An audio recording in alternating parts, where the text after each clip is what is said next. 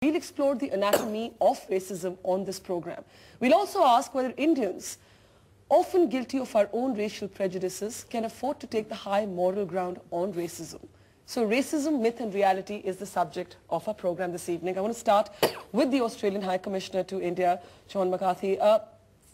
So some would say that as we debate the finer distinctions between what's racism and what's regular crime, perception is everything. Do you believe that in the first few comments that came from the Australian government, from officials, there wasn't enough sensitivity, as it were, to the perception that these are crimes of racism?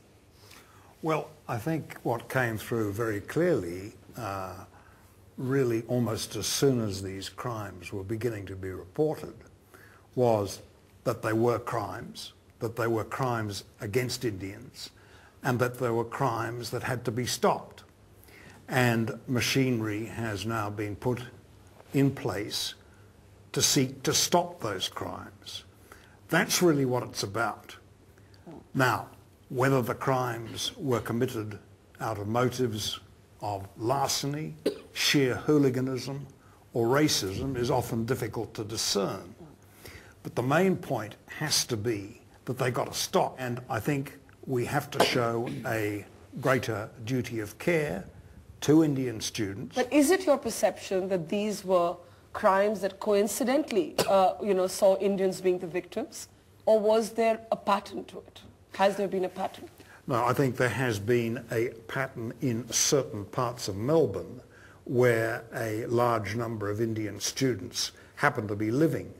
But I don't think certainly there isn't a across Australia pattern of any sort, nor necessarily an across Victoria or an across Melbourne pattern of any sort. Okay, Sohail, if I can get you in, it sounds like a perfectly reasonable formulation. And yet we're now seeing these sort of counter voices increasingly in the media, on other forums, even within Australia there is this divide. And now it's become about the media coverage. The debate has become almost as much about the media coverage, saying, hey, listen, the Indian media is being jingoistic. But the other thing I sometimes hear from people who live in Australia is this has been happening for years. It's only now that it's getting reported. Which way do you see it? I just want to take off from where the High Commissioner left. I sense 3 or 4 things went wrong. Number one, Kevin Rudd, the Prime Minister, could easily have apologized rather than term it appalling and urban violence. I think that statement... He did apologize later, though, to the Prime much Minister. later. Yes. But I'm saying that gave out a signal of insensitivity. As far as crime is concerned, whether a crime is committed against one ethnic origin, it almost seems as if they're being unfairly targeted.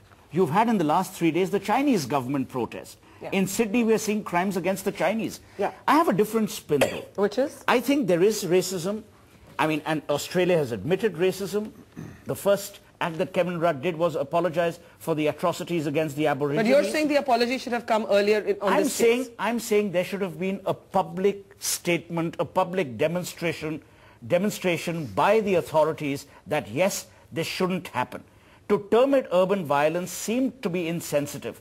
A simple token attempt by the Prime Minister or by anyone in authority to go and visit a Shravan in a coma would have changed the perceptions of brand Australia. All right, I'll ask the High Commissioner to respond to that in just a minute. I've got 2 stories here. Somebody who actually came back from Australia, Mukul Khanna, is here with his father. Yeah. Mukul, where were you studying? In Sydney, Macquarie University. And why did you decide to come back? Just because some of the students are being attacked by some of the citizens or people in Sydney. Did you see anybody being attacked yourself? Yeah, one of my friends was attacked by a person. And did you feel it was race or did you feel it was crime? I don't think it's racism or something. As if in India also, what do you think? Racism is not there. If a person coming from Bihar or Nepal, in Delhi, people do tease him or